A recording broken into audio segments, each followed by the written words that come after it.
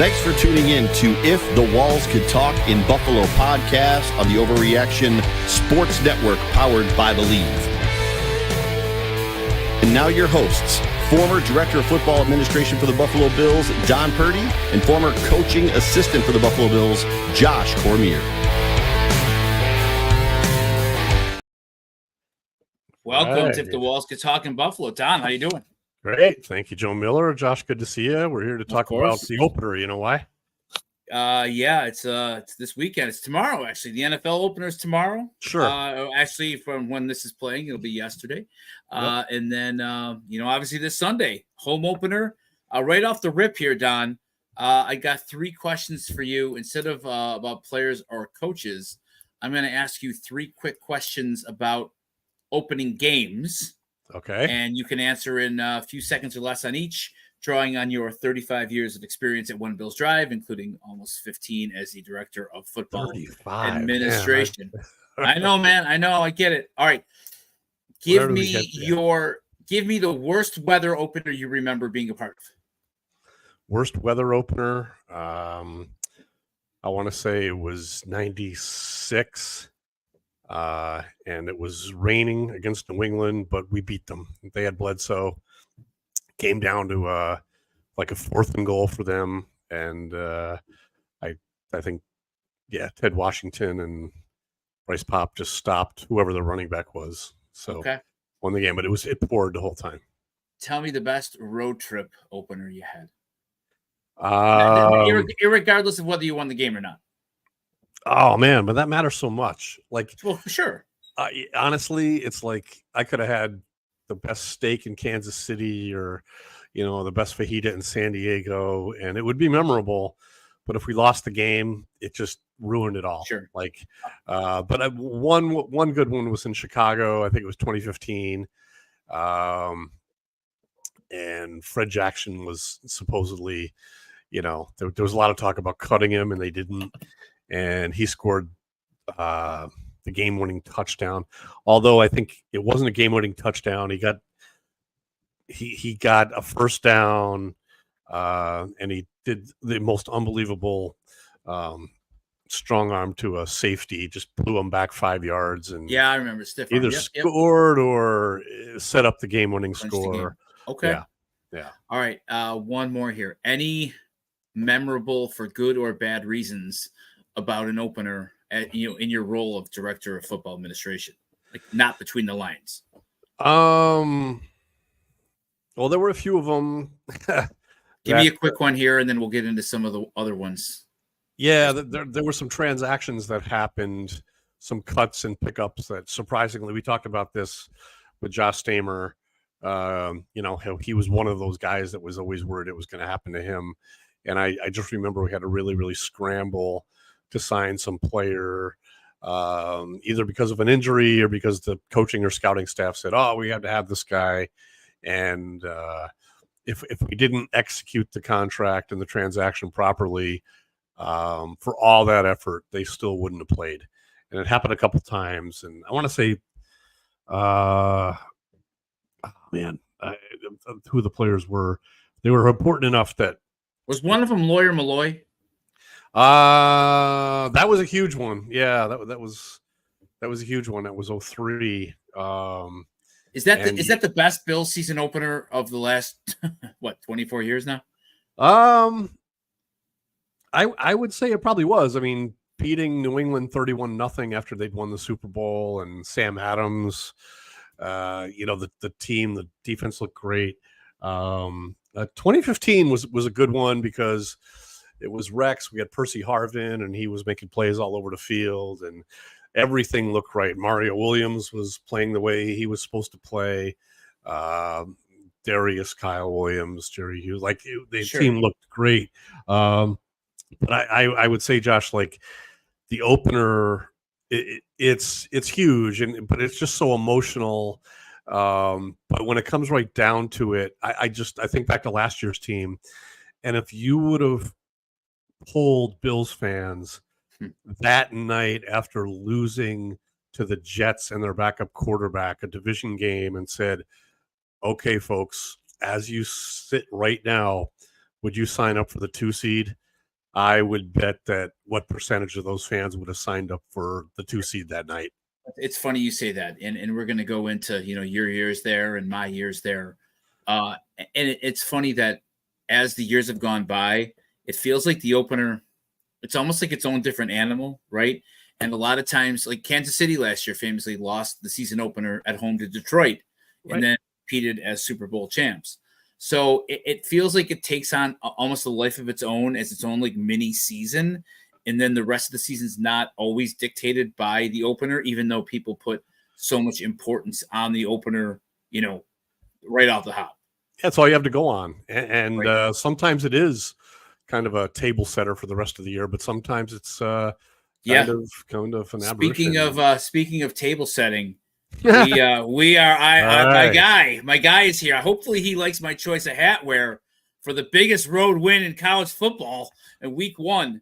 Don't be pretending like you're throwing up there. Nice win over Akron there, buddy. Marlon nice win over Akron. Right. I'm about to be sick looking at that. The biggest road win on week 1 of college football. Obviously, we are happy to be joined. His first appearance on the Overreaction. I don't know. You say the biggest road win. I don't know. Yeah. I mean, I might take Miami going into the swamp. Oh, I might take Boston College. I might take Boston College going in. All right. Luckily, we did not ask Marlon to come in here for his cold football, college football takes. Marlon, how you doing? They're quick but hot. They're good. Yeah. How you doing, Marlon? I'm well. I'm great. How you guys doing? We are doing well, Marlon. We just started talking about Don's experiences with season openers, and that's kind of the theme of our show today. Maybe I was going to ask each of you and then share with you guys my memory. What's your memory of opening days? Like, what's your, as a player, like what stands out to you? What do you think people, would want to know, don't understand about what this week looks like for you getting ready for Sunday? And let me ask you too, Marlon, you as a player, because you also served as player engagement director for the team, but start with your first opener, like the first play, like the first play. Got you. I think so. What stood out to me the most as a rookie was how much time it took to get to the first game, right? So you have everything going on, and then all of a sudden, especially like when you look at it now, like they made all those cuts a couple weeks ago. You go through the Labor Day, you don't have any football until that following Sunday. So there's a lot of time that you're really trying to figure out, what do I do? How do I get on a routine? How do I break this into an everyday type of schedule? And knowing that you don't have a preseason game that you're getting ramped up for, you don't have a game until the following week. So that was really a big adjustment, just trying to get into it that way. I remember just my rookie season, just kind of thinking about it because you're super nervous. And we were on the road my rookie year. We were opening up in Denver. And so I was a huge Denver Broncos fan growing up. Love that Orange Crush defense. I'm sorry for any Browns fans because I probably was one of the only people in Ohio jumping up and down on the drive, part 1 and 2. Was that Kevin Mack? Yes, fumble? Kevin Mack fumble. Oh. Yep. So we get there, and so I was a huge Elway fan, just kind of as a kid, just watching him. And so you're like, man, like everybody talks about his arm strength and the arm talent, and you don't understand what that arm talent looks like coming out of college until you actually get to see it. And he could throw just a rocket. Don, you saw the film, you saw him in person many games. Like he could just let it go 70 yards on a rope, just from one side of the field to the other. And so you just kind of try to figure it out, but you're on ESPN. I think we were on Sunday night game. So everybody's watching us. So, all your friends and family are watching you. So you're just thinking, let me get the playbook down. Let me make sure I'm ready and prepared. So there was a lot going into it, a lot of nerves, a lot of just butterflies in your stomach. And then you're just trying to figure out when do I get my opportunity to get into the game? When do I play?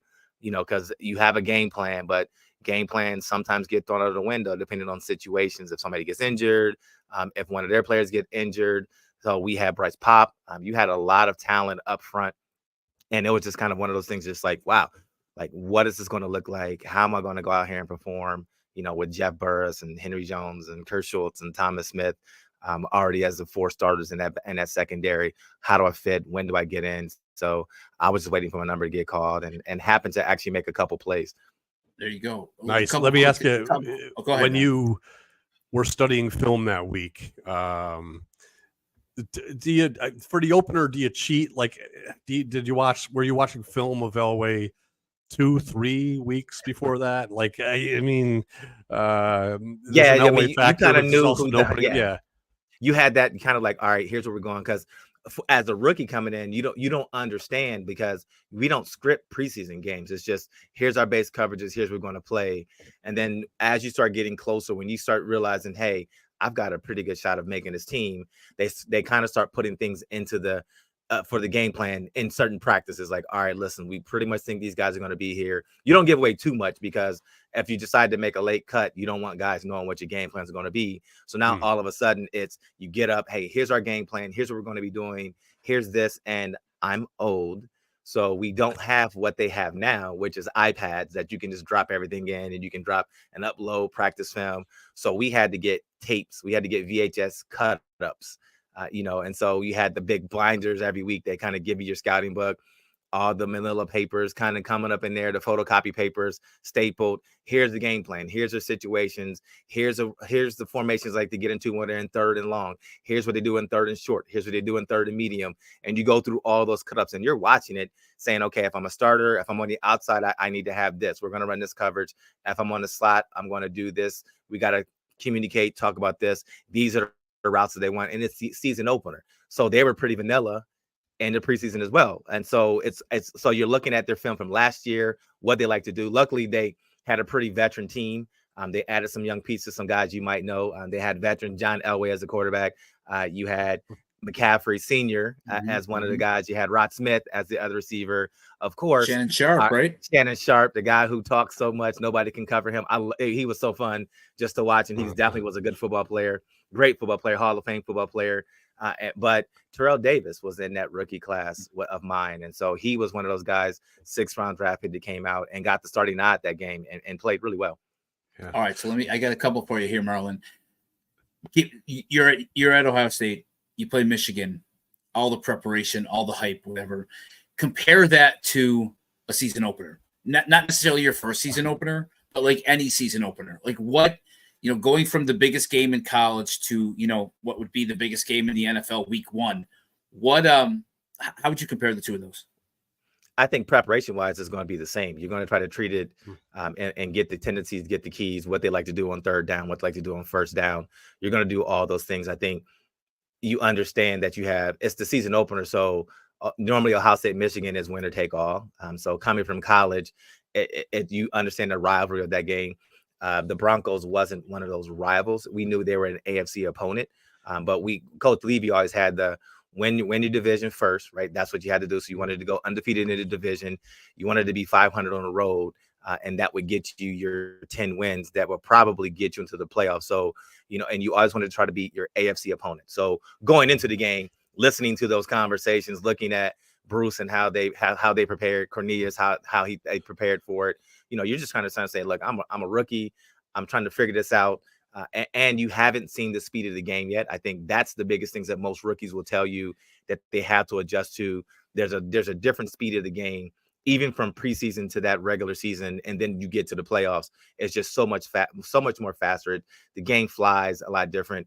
The refs will let you kind of play a little bit more where they might have called certain things in the play in the preseason. They're not going to call it as you get deeper into the season. So you just have to learn how to adapt to how they're being called and really, really hone your game the way the refs might call the game a particular way in any situation. So there was a lot of learning. There was a big learning curve as a rookie and then still having to, I came from a school that we had to tackle big tight ends. So, right. Hey, I got to make sure I tackle and don't miss any tackles. And because you understand, like, this is now a business. Like, this is your livelihood, your career. This is not your like, job. I got 4 years. This is my job. And if I don't do well, they're going to bring somebody else in to do it, and I won't be here. Yeah. Right. Don, let me ask you, from your point of view, as like the director of football administration, when you took over that role, what was different from the preseason to the regular season in terms of travel, in terms of preparation for the front office? How much did it ramp up, for you and everybody around you?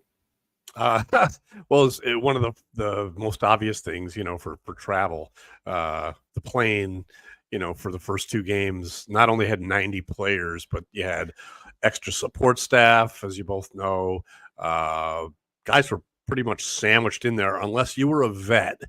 You did not have a seat open next to you. So then when you get on the plane for the opener, you look around and it's like, this is it. This is it. Where is everybody? In 90 to 53, fewer support staff, and this is what the team got whittled down to, and it makes everyone's job just seem like so much more important. And like Marlon said, now they count.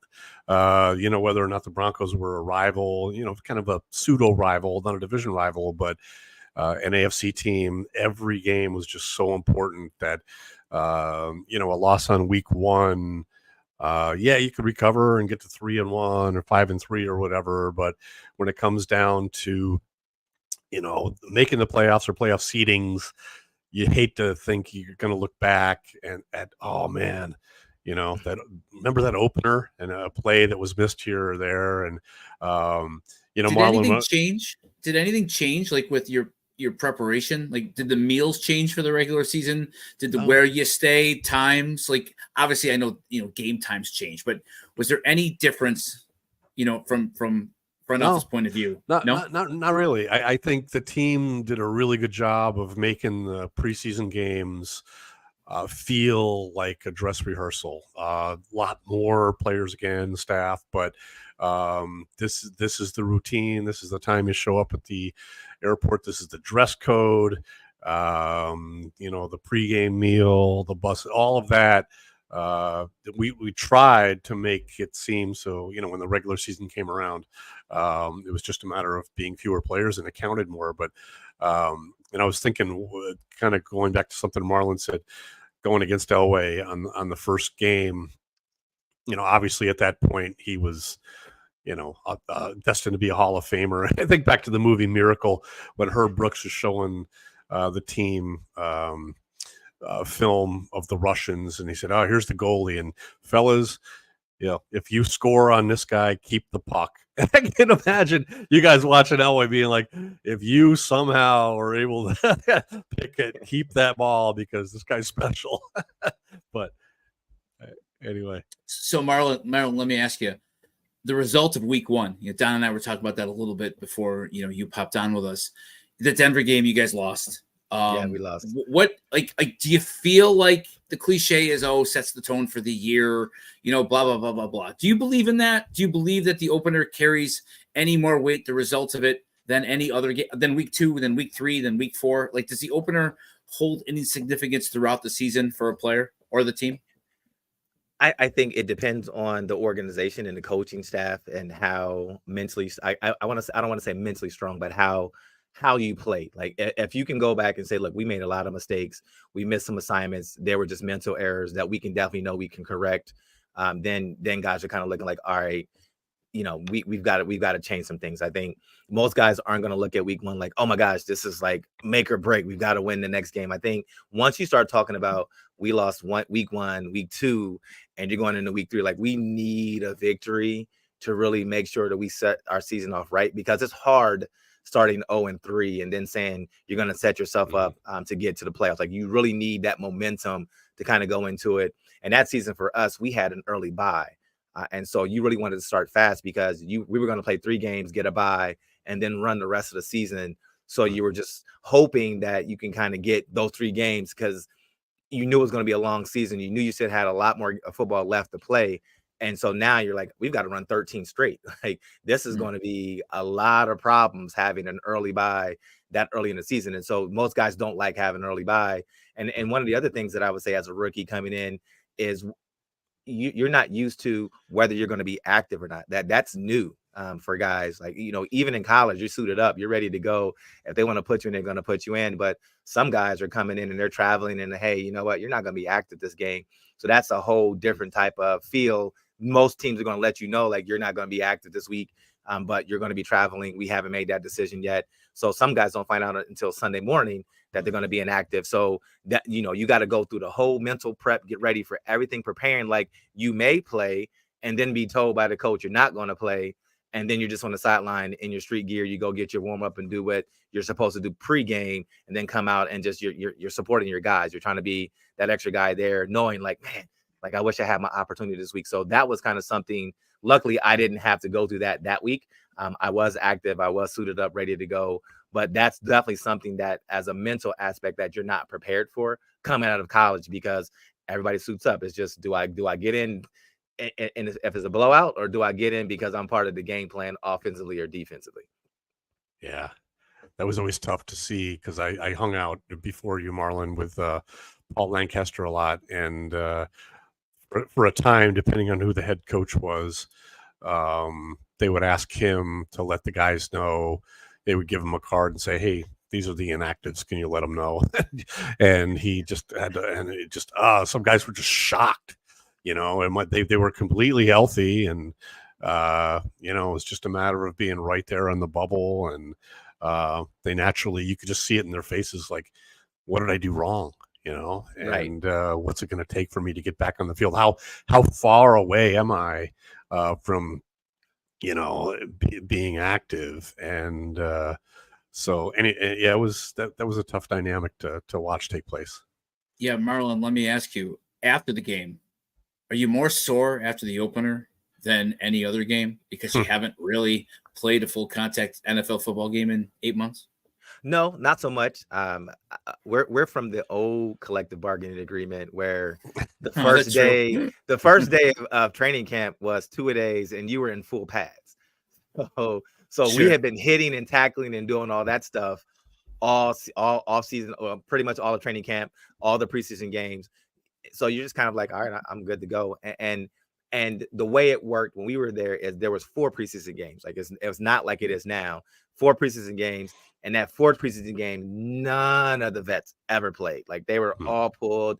If you were a starter, you were sort of an event. So as a rookie coming in, you're like, even if they're like, hey, you're going to make the team, you don't have anything to worry about, but you're playing. So stay healthy because you're going to play the entire game. So I was probably more sore coming out of that last preseason game than anything else, because you took all the reps. There really wasn't too many other guys behind you that could spell you. You were going to play first half. You're going to play the second half. You might come out late if there's a guy that really wanted to get a good look at. But if somebody got injured, you had to be ready to go. So you were kind of that guy ready to go, always on call until you can get through that game. And so that's why you see a lot of teams run the ball in that last preseason game, because that brings up another question. Like, is it hard to play a game trying not to get hurt? Not so much. I mean, I didn't try to play the game to not get hurt. You just tried to make sure you had good fundamentals, good techniques. Injury is part of the game, so you're just hoping that you jump and you land the correct way. You take the right way to go. You don't go too far inside where you might get caught up in the wash. If you're doing punt gunner, I did it twice, so I understand completely. When you don't go too far deep.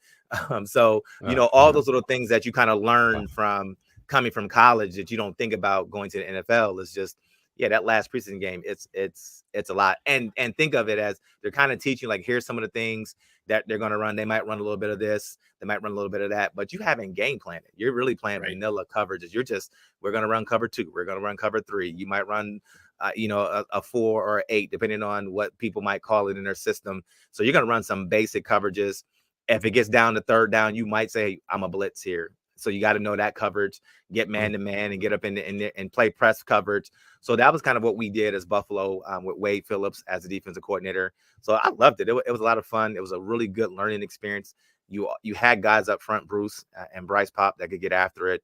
So it was just more of a, how do I fit in this scheme to make sure that I could give them time to get there, because you knew the ball had to come out quick. So it's just play smart, make good tackles. If they make a play, it's not the end of the world. And again, it's your first game, so there's going to be learning experiences and communication errors, because that's the first game. You haven't really practiced with the guys like that in game situation and bullet situations. You can simulate it all you want, but when the lights come on it goes just a little bit faster. So you have to get that tempo down and get the hand signals down with the back end safeties. Like what? And when you're sliding and shifting, and if they get into a bunch formation, how do we play it? Who's going where? So those are some of the things that you just can't do on the fly. You have to get that experience in the game. And sometimes you do well, and sometimes you make mistakes. And yes, I made some mistakes in that first game. All right, Don, here's one for you.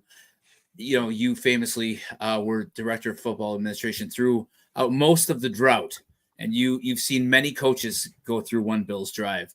Do you have a memorable story, or something that sticks out to you from like a coach's first game? Like their first game in the locker room, their opening. Dick Duran, Rex Ryan, Doug Marrone, Greg Williams. Anybody that you were in the locker room for after the game, or you heard from somebody. Like from a coaching point of view, what'd you hear? What'd you pick up on? Did you pick up anything up from a coach the first game? I feel like, first of all, my time in the locker room on a game day was limited. I would check in there briefly, but enough to get a feel and a sense. And I never wanted to be one to hang around when it wasn't necessary. But I was there as a presence for a while. I think when Doug Marrone came in, I wondered if he would continue to be kind of that rah-rah college guy, or if there was a different side to him, but there wasn't. He was just that guy. Like I pictured that he would be. And then we beat Carolina on the last play of the game, and I apologize. I think it might have been week 2 at home. No, that was EJ Manuel to Stevie Johnson. Stevie Johnson. Was that the opener? I believe it was a home opener. Yeah. I'm sure of that, but I didn't know if it was week. Yeah. And there was news that came to him that a very close friend of his had passed away unexpectedly. And I went up to him in the building afterwards, and I think he was looking for me to be like, "Hey, great game," or whatever. Hey, what's up? And sorry to hear about your friend, and that's tough news. And he's like, oh, I don't know if I was like the only person that expressed condolences to him instead of congratulating him on a win. But I remember like he was anticipating like something joyful. And when I said it, he just kind of, but then he's like, oh, well, yeah, thanks. But I don't know. It's just I don't know what that even means, except it was a kind of a strange moment that sticks out from the way you phrased the question. No, that's interesting. Well, that was your boy, right? On the road, checking everybody's uniform. Oh, he was plane, so right, mad. Tom? He was furious when guys didn't wear a suit, because he was more just mad at them for like not listening. If they're not going to listen to me when I tell them what they're supposed to wear, or what else are they not going to listen about? And, those little details can matter, and in ways that Marlon can attest to on or off the field, right? Absolutely. Yeah, Marlon, what was like, okay, you opened up on the road. What was it like traveling, like your first NFL game? What was that road trip like for you? It was kind of like all the other road games that you've taken. You get your private jet, you kind of go through the airport, you get your seat assignment. So as Don alluded to, like when you first travel, there's 90 guys on the roster. So when you get to that game, you really realize, oh, there's a lot more space. You can kind of stretch out. You might get your own row to yourself, because there's not that many guys in the back. And so you're just kind of really going through the game plan in your head mentally. You're trying to get there. I think it was like, you're used to playing, going to a bigger school like Ohio State. You're kind of used to playing some night games. So you kind of like, all right, I can understand this, but it was such a long time because you fly in on a Saturday. So you're like, what does this look like? You come in, you're like, hey, you have dinner, you have time for this. Be back. We have meetings at this time. Okay, great. You get there. They had food. They do that. Your meetings, you come out. There's more food. You can take snacks to your room. And then it's like, hey, breakfast is at this time. We're going to have a walkthrough at this time, and then you're going to have your lunch and whatever your routine is by the time the first bus leaves here, second bus leaves here. So really trying to get that of when do I go over as a rookie? Like I'm trying to figure out what this routine is like. I'm on the road. I want to make sure I get there. So I think I want to overrun the first bus. I'm going to get there early. Yeah. I don't know what I'm supposed to do yet, but I'm going down early and just get That's there. Smart. So I didn't go on the early bus. Like there's like an early bus. I didn't do that one, but like the first player bus on the bus, ready to go, suit and tie, and you get over there and you just, I was trying to take it all in. Like, this is, this is Mile High City. Like, I want to get up in here and see what this looks like. I want to go in and take in the stadium and just walk it. And then you get ready to go, you get taped. And then you start thinking like, okay, I'm a size guys up. I'm going out looking at other guys warm up. Okay, hey, I know that guy. Because you're trying to hold the inner fanboy inside down, because like, I got to play a football game, but like, oh my gosh, that's John Elway. Oh my gosh, and so once you get over that initial shock of, okay, I'm good, we got to go play a football game, then you just kind of focus mentally. You kind of get into your routine of, here's my music I like to listen to. I'm gonna go on backpedal and do this many yards and break this way and break left, break right, break forward, do all those little things to get a good warm up. And then by then they're like, hey, first guys, and they have it to a science. Like, you got to be in pads ready to go at this time. Specialists are out here. DB's out at this time. And so by then now you're like, all right, it's game time. And then you just put the butterflies away. Just like, all right, I want this to go, I want to do well. And so it was a fun game. We ended up losing, I want to say, I think 22-10. Or I was just looking that up. It was 22-7. And then you bounced back the next week. And that's a pretty memorable game in 95. You played Carolina. And that was Frank Reich's return to, what was it? Rich Stadium at the time, Ralph Wilson Stadium. Remember, Don? That was Bill Bullion, Frank Reich, Pete Metzelaars, all those guys. Don Beebe, a few others. Yeah. It was like Buffalo South, right? Right. Yeah. Buffalo. Yeah. they had a good vibe going there, Well, you guys trounced them there. You trounced them 31-9, and then you beat Indy 20-14 at home. And then, like you said, Marlon, you had the bye. We got about 5 to 7 minutes left. I would be remiss if I didn't mention my story, Marlon. I don't know if I ever told you this. So 2000, year after the Music City Miracle, we open obviously at home Sunday night, Tennessee, the revenge game. Everybody in Western New York is ready. I certainly was ready. I was be on the sideline and had gone through the preseason, excited, all that. Well, I got hazed. I would call it hazing. I would call it pranked, whatever. Coach Phillips told me to arrive at the stadium at 10 a.m. Sure, Coach, whatever you need. The game kicked off at 8:30. Well, I felt like Clark Griswold and his family pulling up to Wally World at the end of National Lampoon's Vacation when there was nobody there. And I pull up, it's 10:30 in the morning. Now, of course, I'm scared to death. I don't want to do anything to lose my job. I'm so lucky to be here. I was reminded all the time that 10,000 people would love to have your job. So I'm there at 10:30 in the morning, and I get in the building, and I recognize, oh, God, I've been absolutely punked here. So I went down to the players' lounge, and I pulled my feet up, and I literally fell asleep for about 2.5 hours because there was nobody there to disturb me at all. Now it's 1:00, okay? Kickoff's still not till 8:30, and I recognize, damn, there's still nobody coming.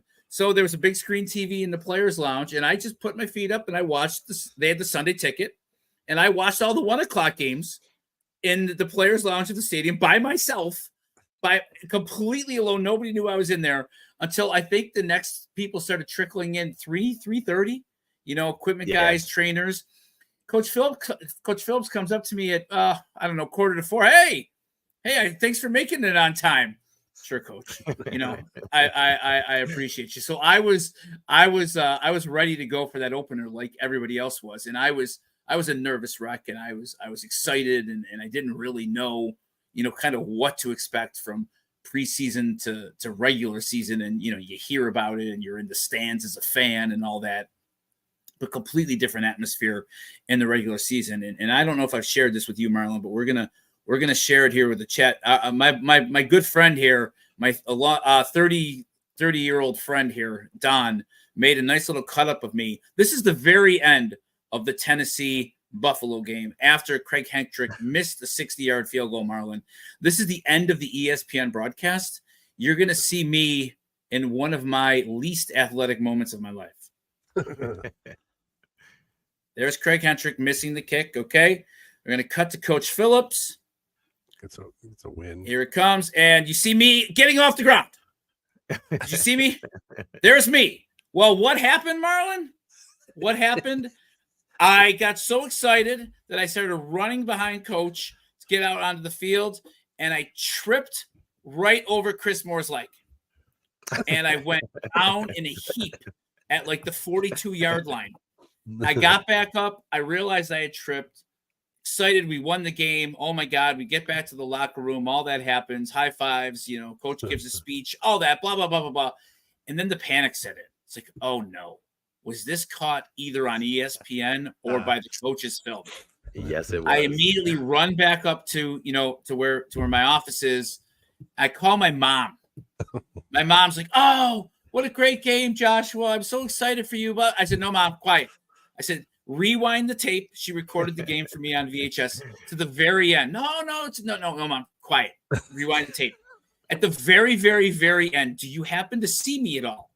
And she's like, I don't know. And we're talking about it. And I'm in a panic. I'm in a complete panic. And she's going through. She's like, oh, there's Coach. And then she's like, oh, there you are. She's like, where'd you come from? I'm like, oh, shit. I'm like, that was caught obviously we have it 24 years later on YouTube. That was caught in the last 5 seconds of the ESPN broadcast.